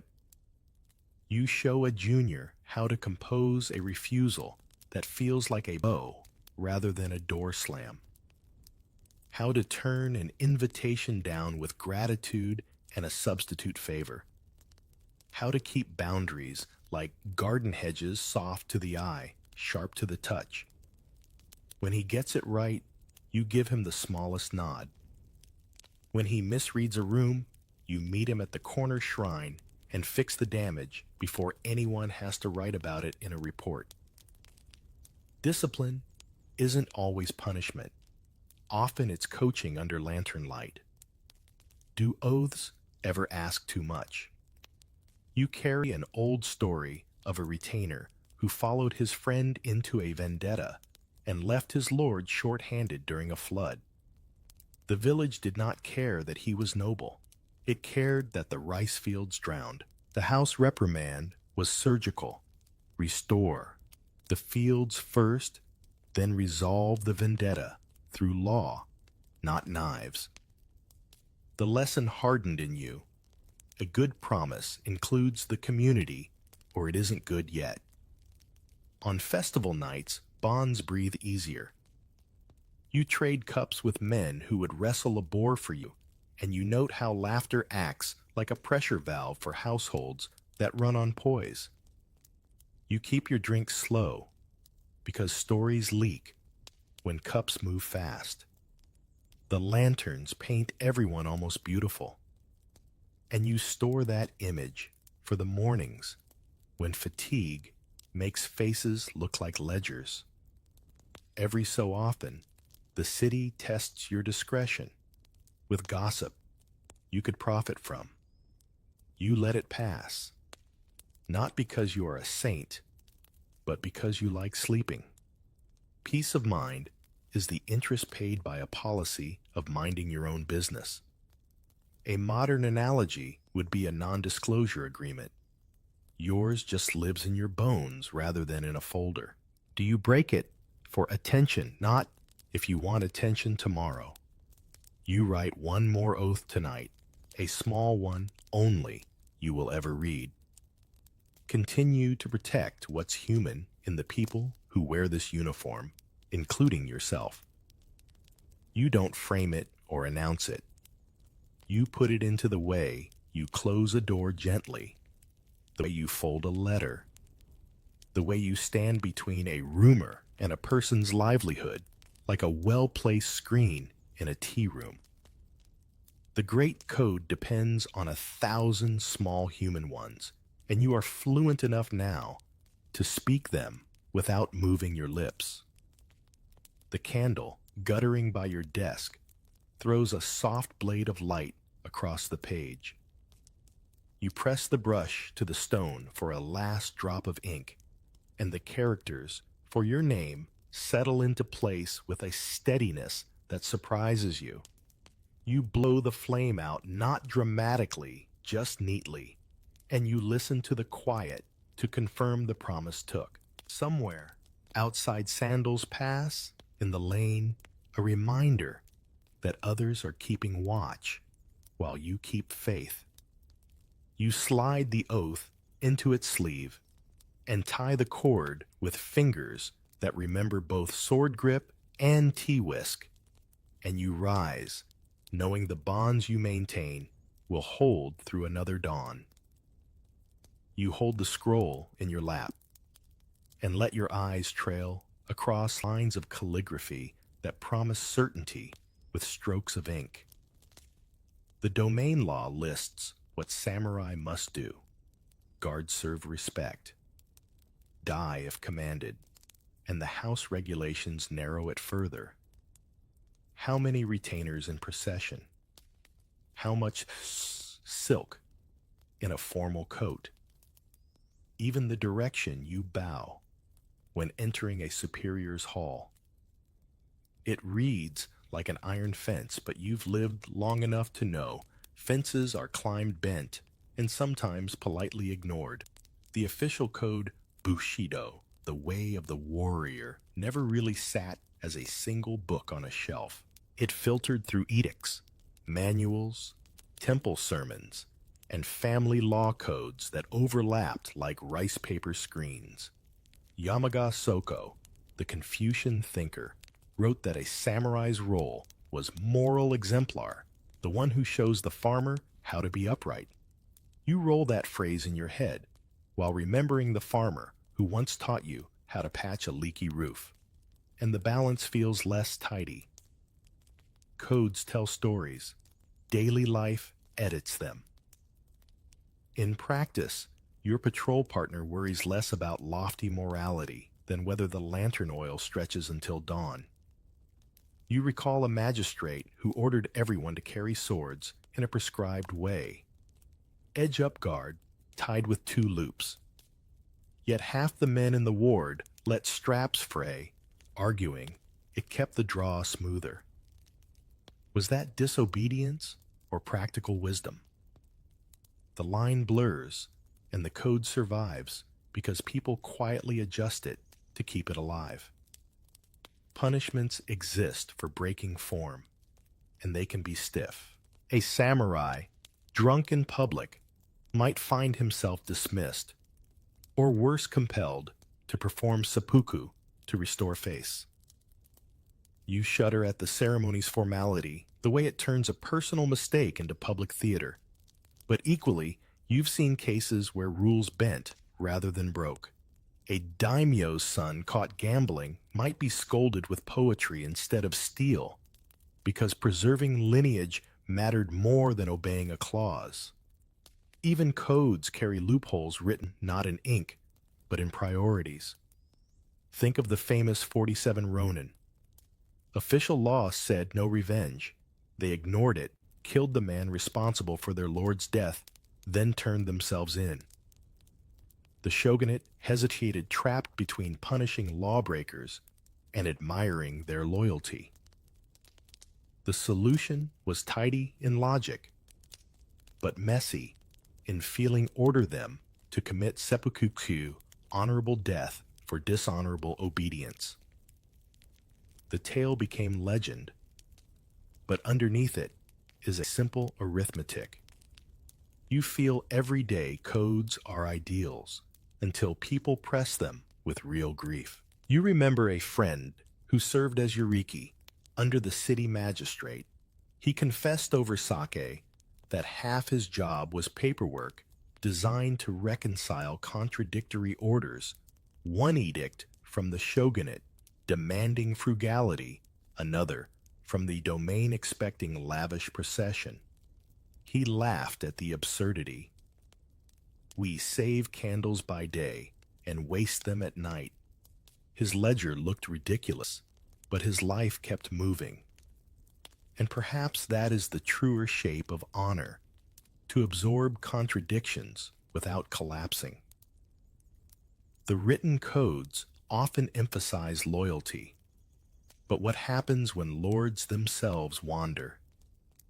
You know the story of Hosokawa Gracia, a Christian convert and wife of a daimyo who chose death rather than become a hostage in political conflict. Her decision bent the rule of female obedience into an act of autonomy, and the chronicles struggled to categorize it. Was it loyal, rebellious, holy? You notice how history preserves these edges. Proof that no code swallows individuality whole. In quieter rooms, manuals like the Hagakure whisper different advice. The way of the warrior is found in death. It sounds absolute until you hear the context. Yamamoto Tsunetmo wrote it as a retired retainer, nostalgic, and frustrated at softening standards. Many samurai kept breathing for decades after balancing budgets, tending gardens, teaching calligraphy. Did they dishonor the code by living? Or did they honor it better by making life sustainable? You sip your tea and suspect the answer lies in the gray. A merchant once asked you bluntly, if honor says you must fight, but profit says you must trade, which wins? You replied with a smile, whichever lets me buy rice tomorrow. It wasn't cynicism, it was survival. Merchants may have ranked lower in theory, but in the markets of Edo, they nudged samurai with silk cords invisible to law.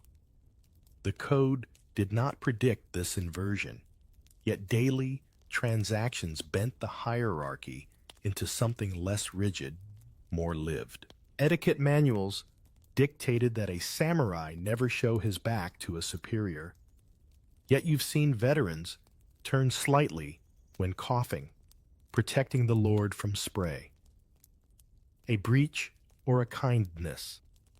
The code said one thing, the body said another. Your own habits form a quieter creed. Obey the rule unless disobedience saves dignity for both sides. You've carried that into tea rooms, markets, and long silences on rainy guard shifts. A calligraphy teacher you once studied with explained that rules are like brush guides for beginners, necessary to teach control, but eventually the hand must flow freer or the ink dies stiff. You apply that to Bushido. The scrolls are guides. Life is the stroke. If every mark were identical, the paper would bore itself to ash. Variation within discipline. That's where vitality hides. Sometimes you question aloud how much of Bushido is reality and how much is a story told after the fact to make warriors look nobler than their debts. The room often goes silent because doubt itself feels like breaking rank. Yet you notice your peers doubt too. They just fold it into jokes or long pauses. Codes are like paper screens. They define space, but everyone knows how thin they are. At night, when you settle by the hearth, you recall the contradictions, laws demanding death practices, favoring survival, ideals praising poverty, lives chasing side jobs. You stroke the scabbard of your blade and sense the irony. The weapon is absolute, yet its use is endlessly negotiable. So it is with Bushido. The edge is sharp, but the wielder decides whether to slice to parry or to keep the sword resting quietly where it belongs. Your pen hovers above the page, and you smile at the irony. Sometimes The sharpest blade in a samurai's life isn't steel at all, but the nib of a brush. A face can lie, but the shape of a character drawn with ink gives you away faster than a drunk stumble on patrol. A single poem can carry a message more dangerous than a duel, and you learn that in Edo, courtesy itself can be a form of armor. You bow to your superior, and the depth of that bow is a language. Too shallow, and you're insolent. Too deep, and you look desperate, maybe even mocking. You practice the perfect tilt, the way you once practiced Aiei. Draws, half a heartbeat, neither rushed nor hesitant. Walking through the magistrate's hall feels like playing chess with your own spine. Every gesture must strike balance. You fought with bamboo swords, but here your weapons are the angle of your neck, the timing of a pause, the silence after yes, sir. Letters expand this world. A friend writes of rain on his province's rice paddies, but you know he's telling you that harvest is poor and tensions worse. Another writes of plum blossoms, but the season word signals loneliness more than petals. You scratch your own replies with careful brush strokes, hiding counsel inside weather reports, sending encouragement folded like paper lanterns.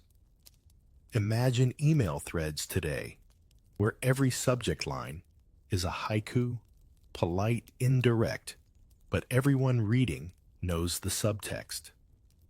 That was survival in paper form. Politeness can hide barbs sharper than blades. You've seen a senior retainer deliver an insult, wrapped in 10 layers of compliment so ornate it took an afternoon for the victim to realize he'd been cut. The trick wasn't cruelty, it was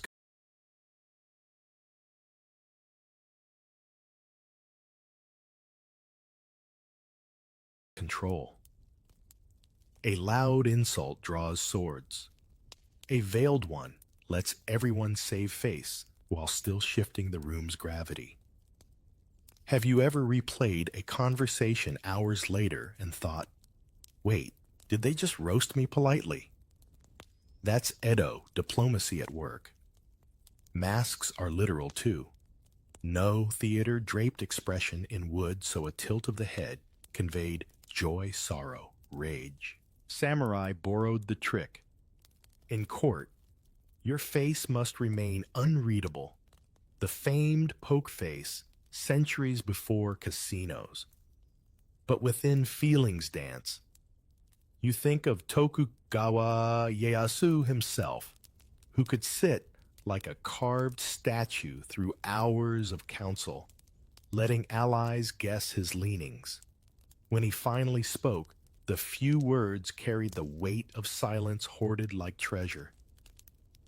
You test your own mask at a feast. A rival boasts of his lord's new garden lanterns, clearly meant to overshadow your own modest gifts. You laugh softly, nod, and reply with a poem about the moon-free light that no lantern can outshine. The room chuckles, and your rival bows as if complimented. Inside, you feel the small thrill of having landed a strike with paper instead of steel. That's the secret duel most samurai fought more often than any battlefield won. Sometimes masks protect kindness. You visit a fellow retainer whose stipend has shrunk, and instead of offering coins, a gesture that would humiliate him, you write a poem praising his frugal strength and discreetly arrange for a rice merchant to extend his credit. He accepts the poem, bows with gratitude, and the dignity remains intact. A rigid code might call this dishonesty.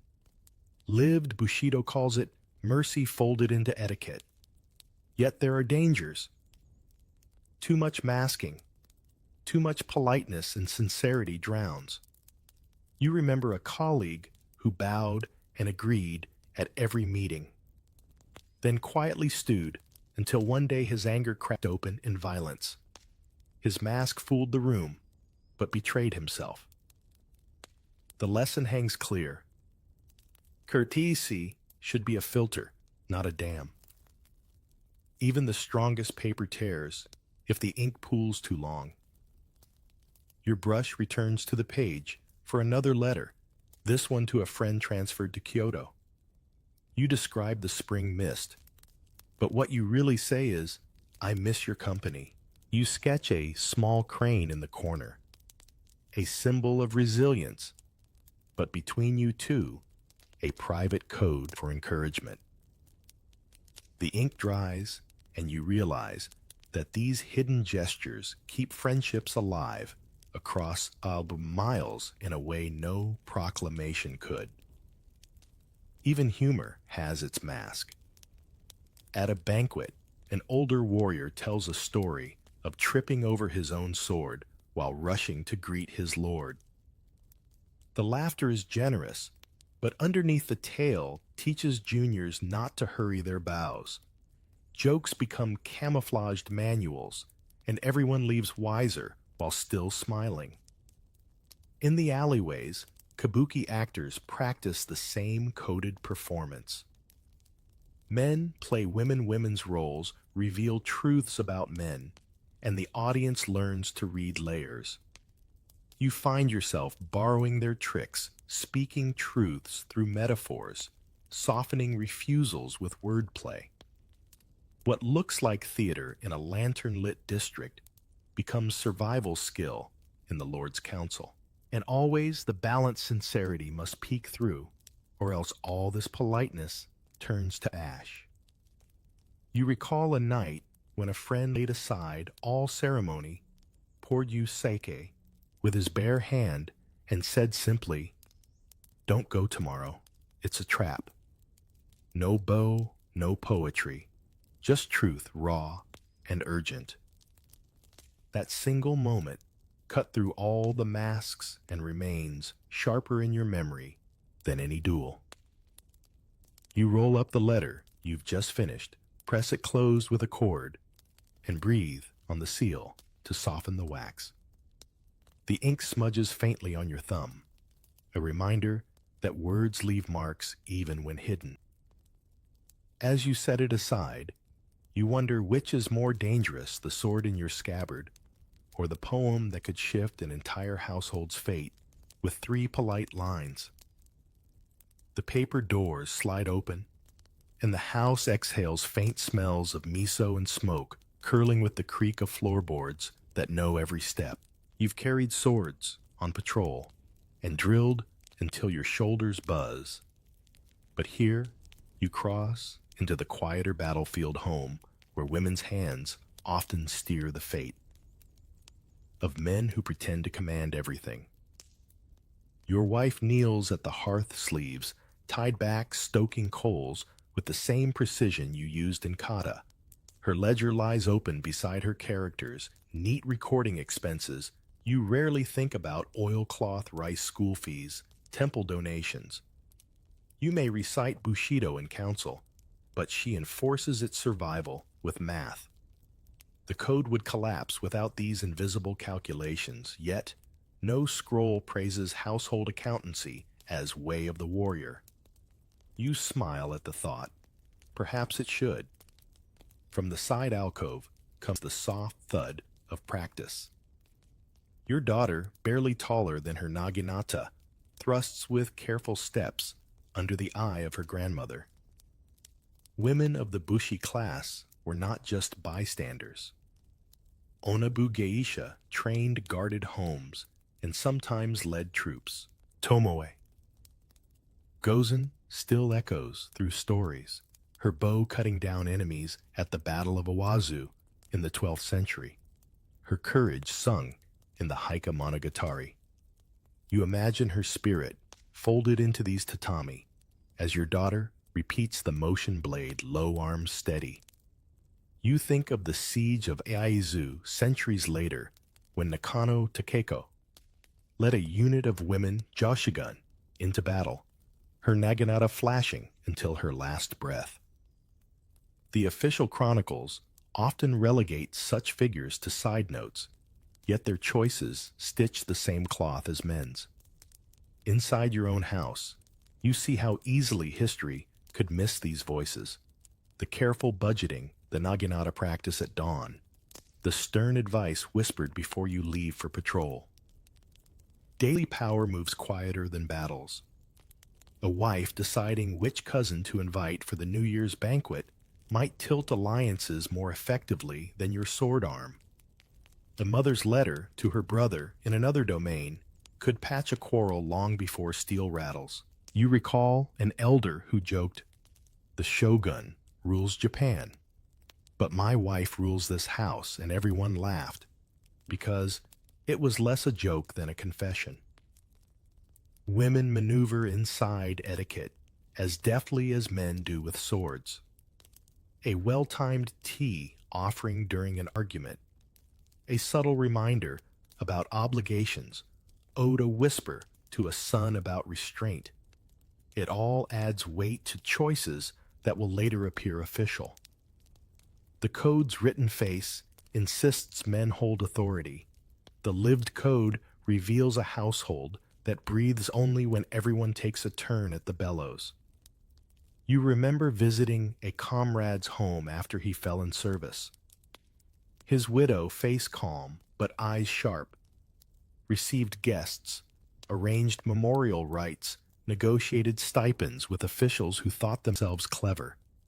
She bowed at the right depth, placed her words like stones in a stream, and walked away, having secured her children's future. You realize then that Bushido wasn't only carried in patrols and duels, it survived in how widows refused to let households sink. Even your own training owes a debt here. Your wife patches your hakama, so seams don't split mid-bow. She scolds you into eating when pride says skip.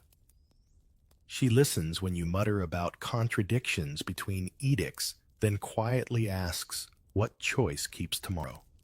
Simplest. Her counsel isn't philosophy. It's logistics. And logistics is what lets philosophy stand upright.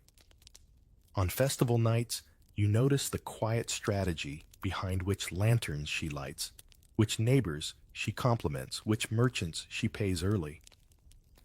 These gestures ripple farther than any decree. The merchant's son remembers kindness. The neighbor repeats her words with admiration.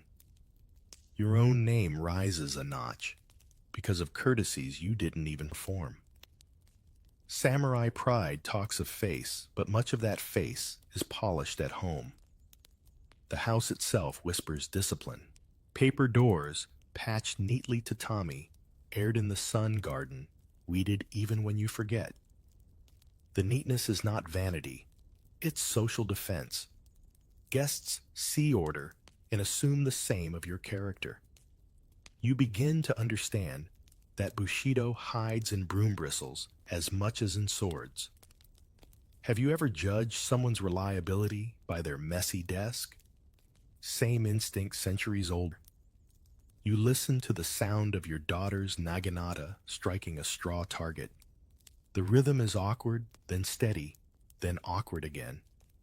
It mirrors your own training, but with laughter instead of groans. She shouts, "Ya!" and the echo carries through the house like a tiny drum beat of continuity. You wonder how many houses heard that same sound tucked away in alleys and mountain valleys, each one contributing threads to a fabric history nearly forgot. At night, your wife unrolls a sutra, chanting softly while the children drift toward sleep. You watch from the doorway, feeling that same blend of order and tenderness that tea once taught you. Honor isn't all patrols and oaths. It's this chant, this careful budgeting, this hidden training in rooms without banners. Codes of conduct may put men at the center, But households reveal the secret. Women kept the rhythm steady enough for codes to exist at all. You extinguish the lantern with a breath. Darkness settles, but not silence. From the garden comes the faint trickle of water in a stone basin, and from the alcove, the quiet scrape of your daughter storing her naginata. You realize your armor hangs peacefully by the wall, only because this house holds steady. The invisible scaffolding of Bushido is built from voices history often skips, but you've heard them tonight, and you trust them more than any proclamation nailed to a gate. The road crunches under your sandals, not with the steady rhythm of patrol, but with the uneven hunger of wandering. The crest has been cut from your sleeves, the rice stipend vanished like smoke, and the word Ronin follows you in whispers, masterless, drifting a blade without a scabbard. The city still watches samurai with wary eyes. But now, your presence carries less authority and more suspicion, as if the code of honor evaporated with your paycheck. You knock at a tea house offering bodyguard work, and the keeper looks you up and down, measuring whether your discipline outweighs your desperation. It's a negotiation. Every Ronin knows honor traded in half shifts, trust rented by the day. Some accept, some sneer, and you move on, sandals thinning. Bushido manuals speak of loyalty unto death, but they never wrote the appendix on what happens after your lord's household collapses, leaving you alive with debts and no banner. Hired swords become hired pens. You copy letters for merchants, mediate disputes for farmers, sometimes stand outside a warehouse with arms folded to deter thieves, more with posture than blade. Your weapon, once a symbol of class, is now collateral for meals. Do you polish it nightly out of pride, or because it may buy another week if pawned discreetly? The thought stings more than hunger. Not all Ronin choose the quiet road. Some, like Yui Shosetsu in the 17th century, plotted uprisings convinced that masterless men could reshape the political map. His conspiracy unraveled, crushed before it lit, but the rumor of it lingered, proof that desperation can make ideology look like salvation. Others joined gangs along highways, the word Ronin stretched into insult for anyone too violent, too poor, or too free to fit neat categories. And yet the gray isn't only bleak. In cities like Edo and Kyoto, Ronin became teachers, fencing instructors, even actors in the floating world's theaters. Students didn't ask who your lord was. They asked whether your cut was straight, your philosophy sound. You think of Miyamoto Musashi, again technically a Ronin most of his life, who dueled painted, wrote the Book of Five Rings, and died with no lord but his own mind. His story tempts you, maybe freedom can be its own banner. Still, the tension persists. The code says you must avenge insults. But what if the insult comes from a customer whose coins keep you eating? The scrolls say you should carry yourself with pride, yet you find yourself bowing deeper to merchants than you ever did to your daimyo. The contradiction is constant, and you either bend or break. Some nights you call this pragmatism, other nights betrayal. Which is it? Perhaps both, depending on who's asking. You recall a comrade who turned Ronin after his house fell in scandal. He took work as a temple guard, ringing bells and sweeping leaves, muttering that this was the closest Bushido allowed him to peace. When famine struck, He handed out temple rice to villagers breaking rules that no one punished him for because they were too busy surviving. He died without glory, but the villagers remembered him as the man who kept their children alive. Was his honor bent or simply translated into another dialect? The streets at night test you most.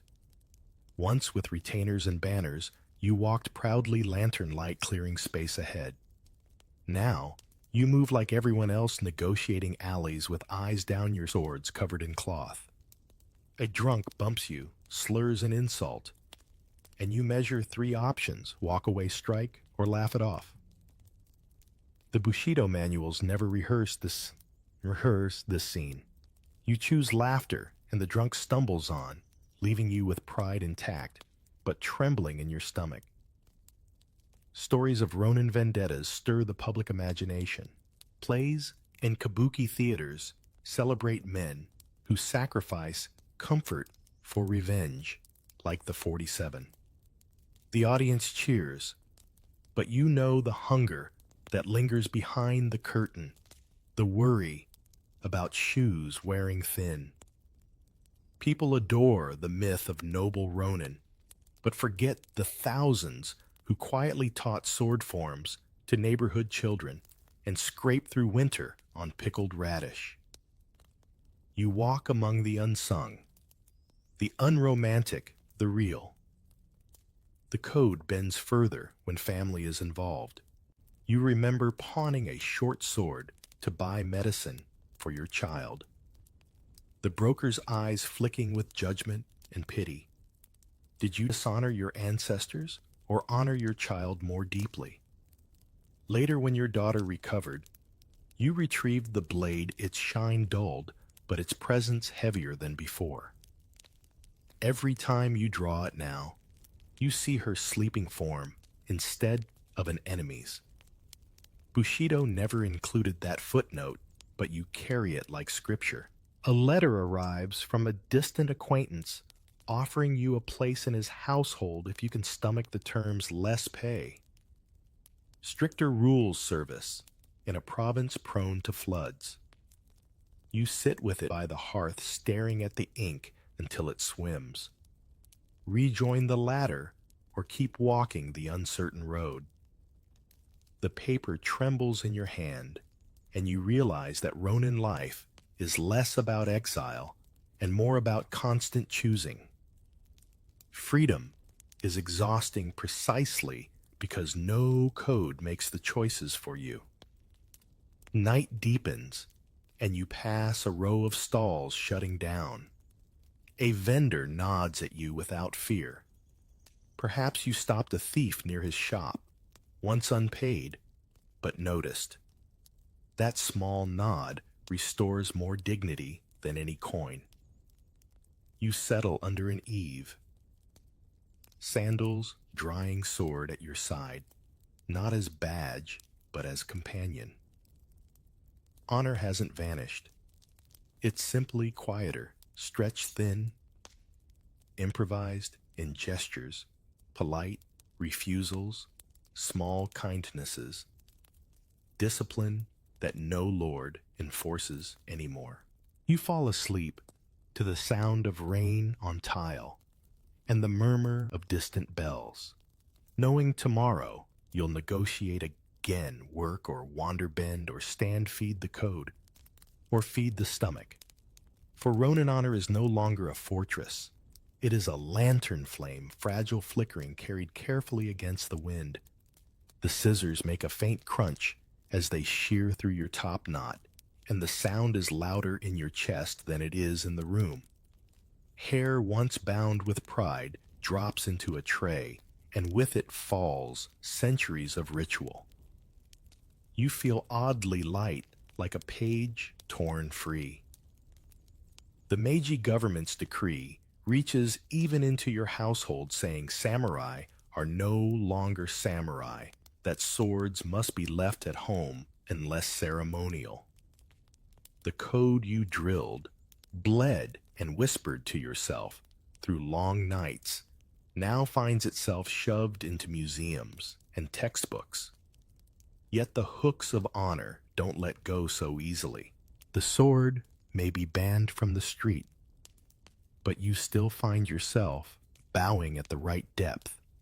When meeting someone's eyes, still arranging your sandals neatly before stepping onto tatami, still breathing once before answering a question.